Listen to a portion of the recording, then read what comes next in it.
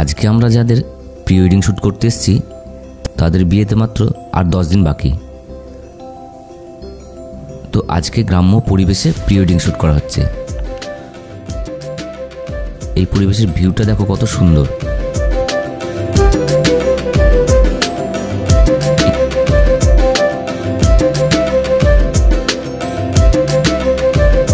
আমরা শ্যুট করতে করতে চলে আসলাম। প্রথমে ড্রোন শটটা তোমরা দেখলে। তো আমাদের সঙ্গে আজকে আছে প্রিয়াঙ্কা আর রনি। বলো কেমন লাগলো আজকে তোমার? খুব সুন্দর লেগেছে। রনি খুব ভালো এক্সপিরিয়েন্স বলছে। তো ভিডিওটা দেখো কেমন লাগছে তোমাদের।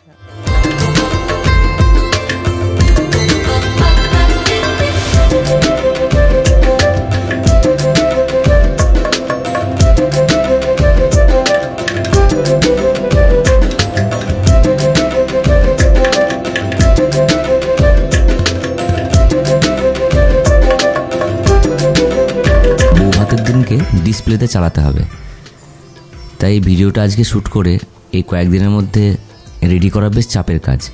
তো দেখা যাক কতটা কিভাবে এডিট করতে পারি।